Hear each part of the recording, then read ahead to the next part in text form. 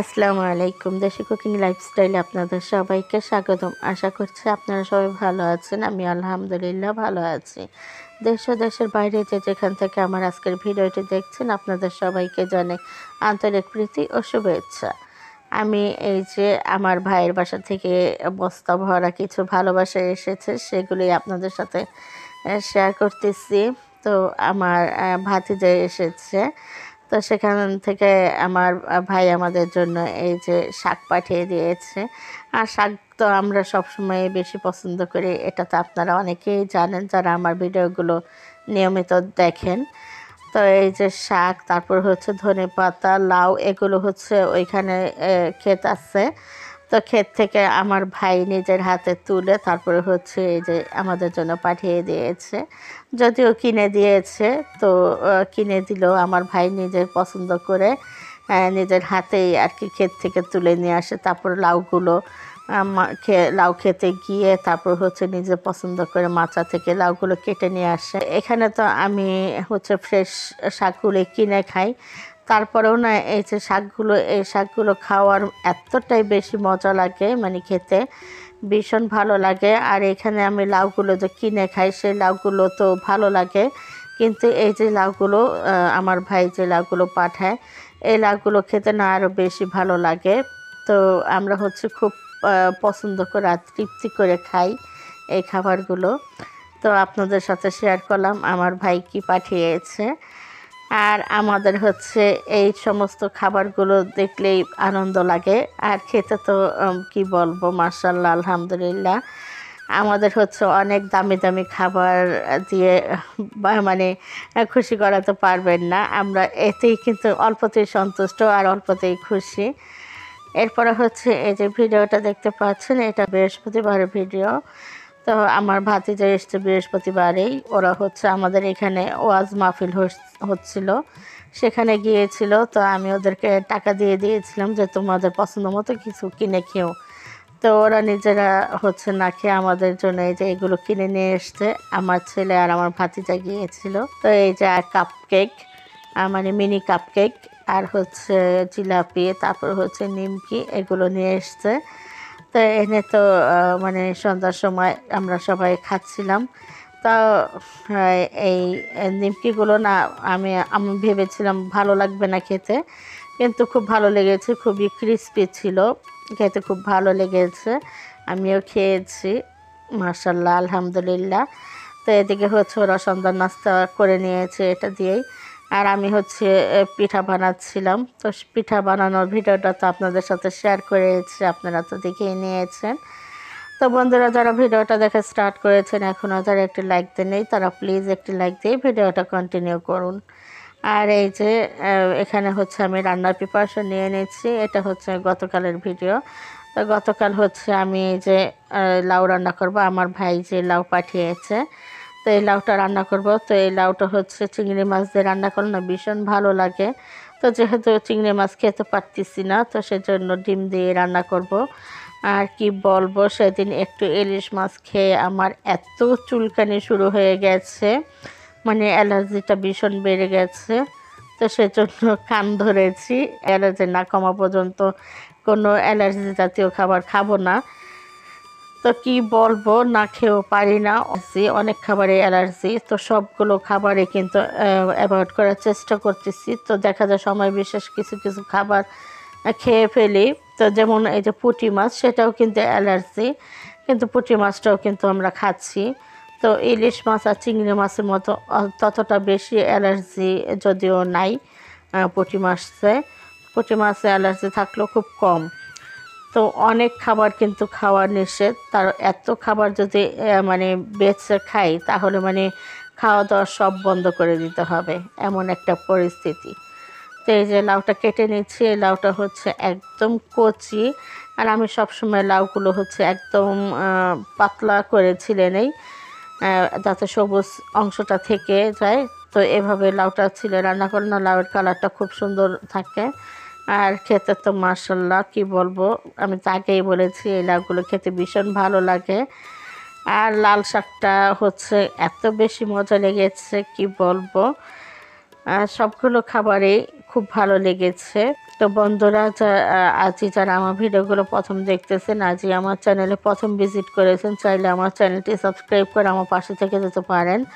আপনারা যারা এই ধরনের লাইফস্টাইল ভিডিও দেখতে পছন্দ করেন, চাইলে আমার চ্যানেলটি সাবস্ক্রাইব করে পাশে থাকা অল নোটিফিকেশনটি সিলেক্ট করে রাখবেন। তাহলে যখনই আমি নতুন ভিডিও আপলোড করব সঙ্গে সঙ্গে নোটিফিকেশন আপনাদের কাছে চলে যাবে। তখন চাইলে আপনারা আপনাদের সময় সুযোগ মতো আমার ভিডিওগুলো দেখে নিতে পারবেন।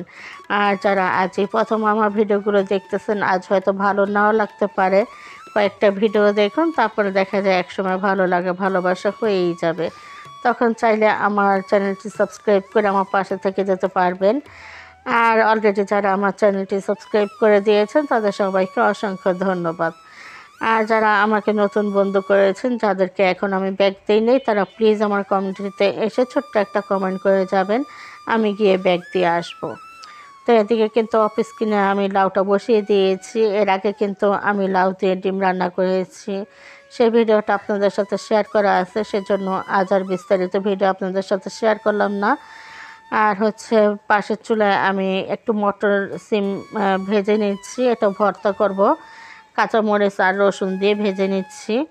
তো এই মটর সিমটা কিন্তু আমার ফ্রোজেন করা ছিল, গত বছর ফ্রোজেন করে রেখেছিলাম, তো এখন হচ্ছে বের করে ভর্তা করে নিচ্ছে। আমি একদম ভুলে গিয়েছিলাম যে আমার ফ্রিজে মটর সিম আছে।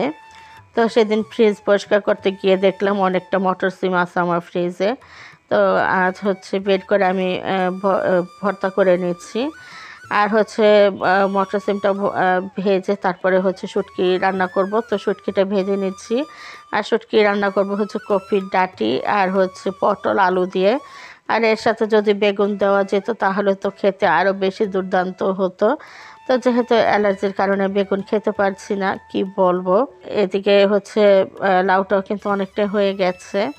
আমি হচ্ছে এই লাউটা রান্না করতে কিন্তু অনেক বেশি সময় কম লেগেছে, মানে এতটা অল্প সময়তেই কিন্তু রান্নাটা হয়ে গেছে। এত অল্প সময়তে হয়ে যাবে ভাবতেই পারি নাই। তো এদিকে হচ্ছে আমি শুটকিটাও বসিয়ে দিয়েছি। শুটকি রান্না করার জন্য প্রথমে আমি শুটকিটা শুকনো অবস্থায় ভেজে নিয়েছি, এরপরে ধুয়ে তারপর হচ্ছে পেঁয়াজ ভেজে নিয়েছি। পেঁয়াজের মধ্যে আবার শুটকিটা ভেজে নিলাম একটু। পেঁয়াজ আর শুটকি আর কাঁচামরিচটা পেঁয়াজের সাথে ভেজে নিয়েছি। এরপর হচ্ছে সামান্য পানি দিয়ে আদা রসুন পেস্টটা একটু ভেজে তারপরে হচ্ছে হলুদ গুঁড়ো, মরিচ গুঁড়ো, ধনে গুঁড়ো, জিরে গুঁড়ো, স্বাদ মতো লবণ দিয়ে শুটকির সাথে মশলাটা কষিয়ে নিয়েছি। তারপরে হচ্ছে এই যে সবজিগুলো দিয়ে দিয়েছি। আর বন্ধুরা, গতকাল আমি বাড়িতে ছিলাম না, যার কারণে গতকাল আমার ভিডিওটা আপলোড দেওয়া হয় নাই।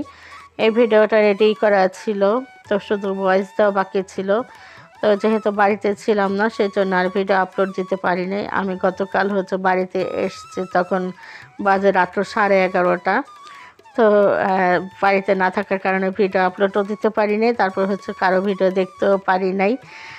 তো এদিকে হচ্ছে এই যে আমি মটর সিমটা ভেজে রেখেছিলাম, সেটা এখন ভর্তা করে নিচ্ছি। আর আমি রান্না করতে করতে হচ্ছে কারেন্ট চলে গিয়েছিল, তো কি করব, মোবাইলের ফ্ল্যাশ লাইটটা আছে সেটা অন করেই হচ্ছে ভিডিওগুলো করে নিচ্ছিলাম। আর কাজের সময় কারেন্ট চলে গেলে এত বিরক্ত লাগে। তা আমি এখন বর্তমানে যে বাড়িতে আছি এখানে হচ্ছে রান্নাঘরটা একটু অন্ধকার, লাইট ছাড়া একদমই কাজ করা যায় না।